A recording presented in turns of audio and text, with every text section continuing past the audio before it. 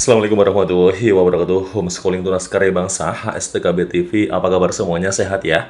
Hari ini Chandra ingin wawancara Pak Haji, yaitu Bapak Mulyadi Sarjana Pendidikan.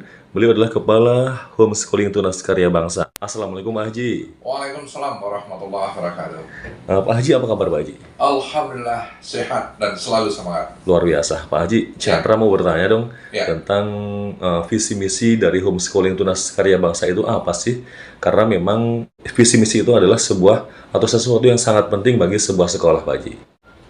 Baik, kalau visinya itu adalah terwujudnya peserta didik yang berakhlakkan mulia, bermutu, bermartabat, belajar sebanyak hayat, yang berkarakter inovatif dan kreatif. Sedangkan misi merancang pembelajaran yang menarik, menyenangkan, dan ramah anak yang mampu memotivasi peserta didik untuk selalu belajar dan menemukan pembelajaran. Itu yang pertama. Misi yang kedua adalah membangun lingkungan sekolah yang membentuk peserta didik memiliki akhlak mulia, serta bertoleransi dalam kebinekaan global dan menjunjung nilai gotong royong. Misi yang ketiga adalah mengembangkan kemandirian, nalar kritis, dan kreativitas yang memfasilitasi keagamaan minat bakat peserta didik. Misi yang keempat, mengembangkan dan memfasilitasi peningkatan prestasi peserta didik sesuai kemampuan, minat, dan bakat melalui proses pendampingan dan kerjasama dengan orang tua murid. Itulah visi misi dari Homeschooling Tunas Karya Bangsa. Baik, Pak Haji. Kalau untuk visi misi tadi ya, itu kan luar biasa banget ya. Dan saya perhatikan ini sungguh sangat diidam-idamkan oleh orang tua murid sekolah yang bervisi misi seperti ini. Pak Haji, boleh nggak penjelasan dikit tentang visi misi tadi? Baik, kita kembali kepada visi adalah mewujudkan peserta didik yang berakhlakkan mulia. Ini adalah target kami. Kenapa? Sebagus apapun knowledge, sebagus apapun ilmunya, kalau peserta didik tidak berakhlakkan mulia, sepertinya perjalanan itu belum tuntas. Jadi konsep dasar yang pertama sekali adalah bagaimana anak-anak kita berbudi luhur, santun, hormat, taat beragama, sesuai agamanya masing-masing, membunyikan toleransi yang baik. Itulah salah satu ciri khas berharkat kemuliaan. Nah, di dalam hal ini, kita juga bagaimana siswa kita tersebut selalu belajar itu adalah sepanjang hayat. Semasa ada nyawa di tubuhnya, tidak pernah merasa berhenti untuk belajar. Dan siswa kita berharapkan dalam visi kita ini, betul-betul siswa itu adalah kreatif. Jadi timbulnya suatu kreativitas tersebut, anak harus lepas daripada beban, lepas daripada tekanan untuk mendapat ilmu dari guru-gurunya. Dan di sini pula, apabila anak-anak sudah nyaman dan timbullah suatu inisiatif, sehingga siswa pelajar itu adalah kreatif. Tanpa kita sadari, ilmu yang diberikan oleh sekolah, yang melalui guru, mendapatkan hasil yang baik sesuai harapan dirinya sendiri dan juga harapan keluarga. Ya Pak Haji, mohon izin terkait tadi ya, visi ya. Di visi itu tertulis kata bermutu Pak Haji. Ya. Nah, maksud dan tujuan bermutu tadi, atau mungkin keterangan dari kata bermutu tadi apa sih? Dan juga namanya sekolah yang bermutu itu diantaranya adalah SDM-nya itu harus bermutu juga. Boleh keterangannya Pak Haji? Baik, terima kasih Panjera.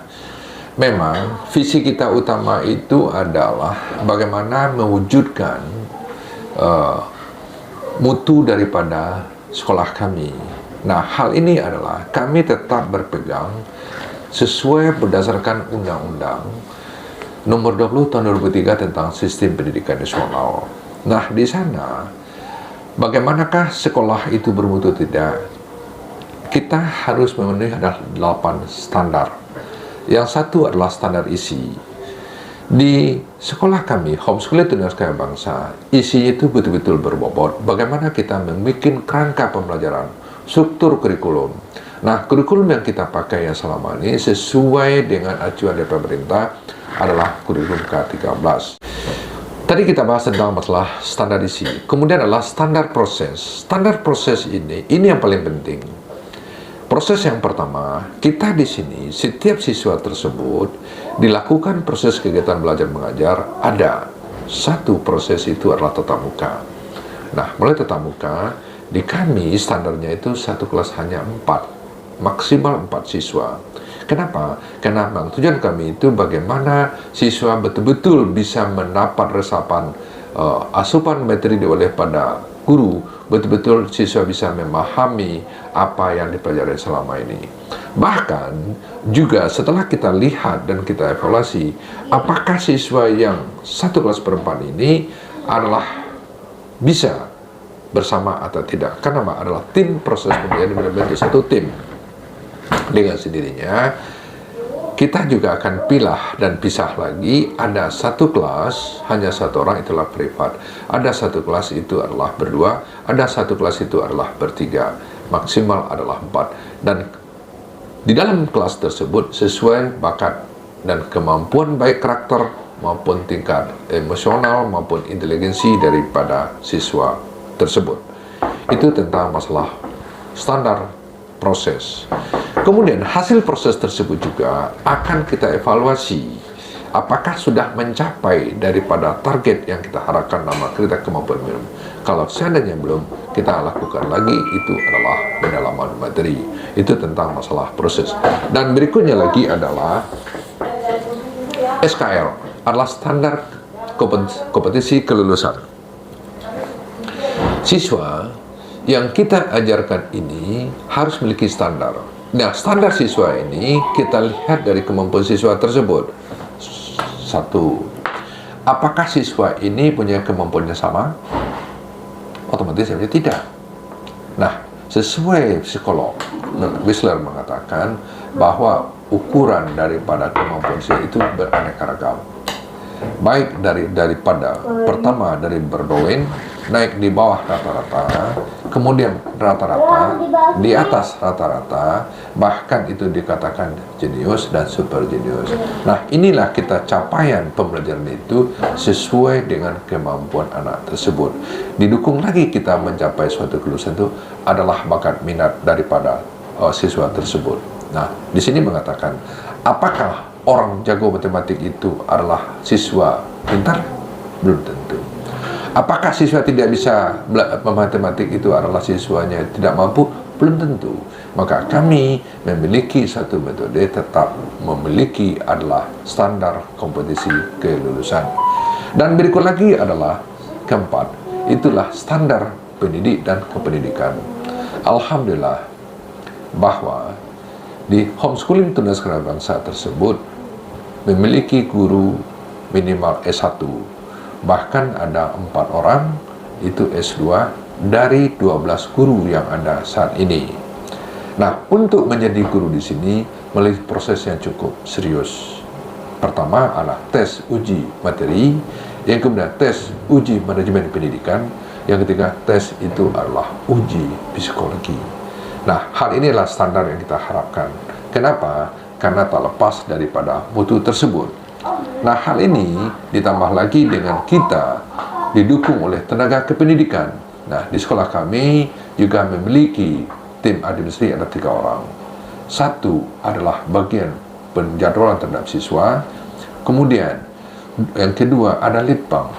Yang ketiga adalah tim masalah psikologi perkembangan anak.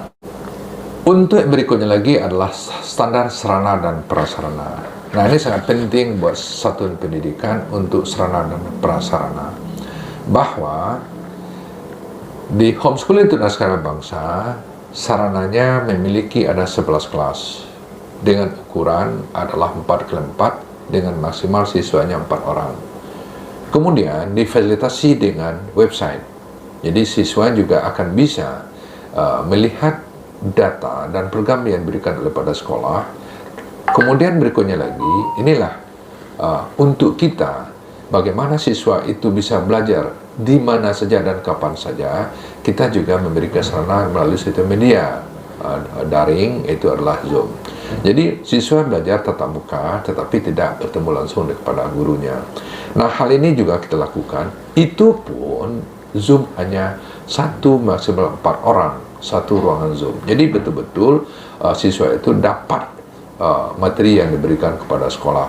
Dan ulangan juga demikian. Karena kami sini ulangan adalah melakukan dengan ujian berbasis kertas dan juga ujian berbasis komputer. Itu adalah komputer based test.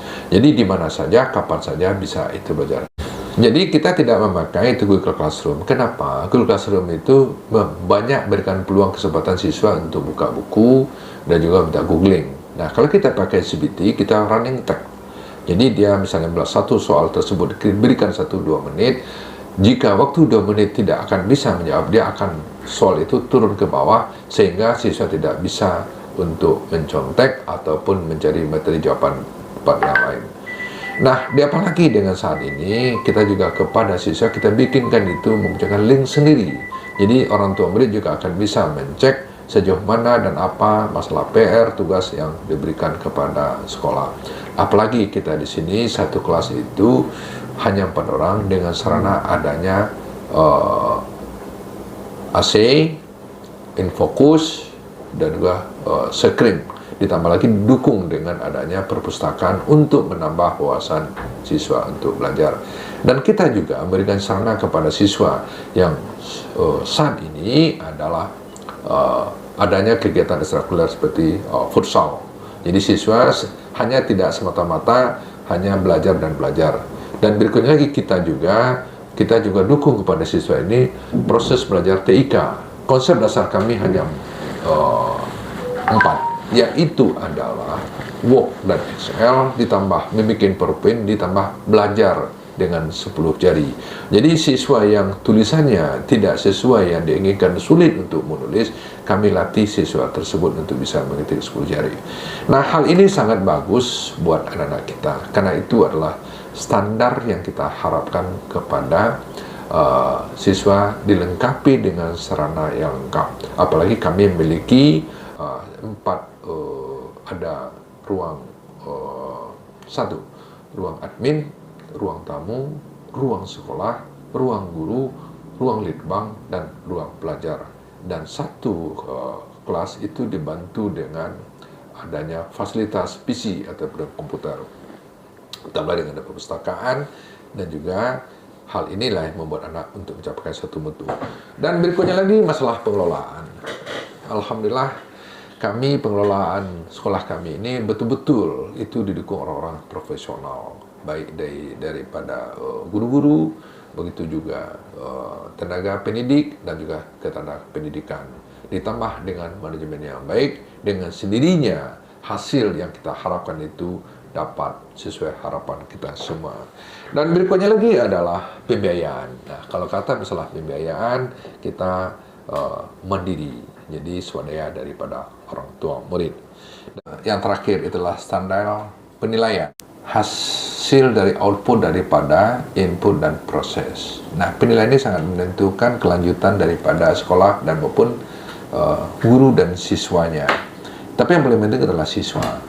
Kenapa? Karena nilai ini sangat penting bagaimana kelanjutan anak kita. Mayoritas kita di sini anak-anak yang mendaftar dan belajar di sekolah kami, semua hampir 100% melanjutkan pendidikan yang lebih tinggi. Dari SD ke SMP, SMP ke SMA, SMA itu bahkan kuliah dalam maupun di luar negeri. Nah, bagaimana untuk penilaian tersebut? Itulah kita nilai melalui satu proses ulang harian. Ulangan harian ini apabila mencapai kriteria kemampuan minimum berarti tuntas. Tapi kalau tidak tercapai, kita adakan lagi itu mengevaluasi dengan pendalaman materi.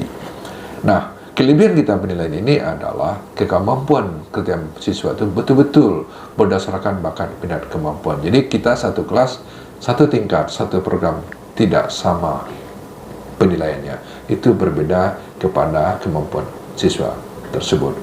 Nah, setelah melaksanakan ulang harian di setengah semester melakukan ujian semester, untuk setelah 6 bulan melakukan itu adalah ujian akhir semester.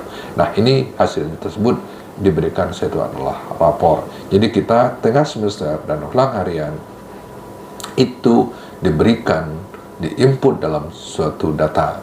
Nah, bahkan setelah menuntaskan program tersebut, katakanlah di program SMA kelas 1, kelas 10, 11, dan 12, maka terakhir dia melaksanakan ujian akhir sekolah dan untuk siap-siap melanjutkan pendidikan lebih tinggi, kuliah di dalam maupun luar negeri. Demikianlah 8 standar yang kami harapkan. Nah, hal ini mutu tidak akan pernah lepas. Itu adalah memiliki guru yang ramah dengan anak, lingkungan yang sehat, sehingga mutu terwujud sesuai harapan kita semua. Terkait masalah mutu, alhamdulillah homeschooling tunanetra bangsa mendapat akreditasinya A. Nah, ini sangat membantu sekali kepada siswa untuk melanjutkan pendidikan lebih tinggi. Kenapa? Sistem di Jakarta apabila melanjutkan untuk pendidikan lebih tinggi dari SD ke SMP maupun SMP negeri maupun swasta, apalagi khusus negeri, untuk PPDB itu sangat menentukan untuk bisa peluang diterima atau tidak diterima. Begitu juga untuk di SMA. Karena kita akreditasinya A, alhamdulillah ini berkat dukungan semua pihak, baik orang tua murid maupun guru, maka terwujudlah kita mendapatkan A+. Demikian Pak Chandra, terima kasih dan selamat pagi. Ya, demikian tadi wawancara Chandra dengan Pak Haji Mulyadi atau mungkin Bapak Kepala Sekolah Homeschooling Tunas Karya Bangsa. Dan ketika Anda mengetahui visi misi HSTKB ini yang luar biasa dan juga penjelasan panjang lebar beliau, insya Allah Anda tidak akan ragu-ragu lagi untuk memasukkan putra-putri Anda ke Homeschooling Tunas Karya Bangsa ini. Saya Chandra, HSTKB TV. Assalamualaikum warahmatullahi wabarakatuh.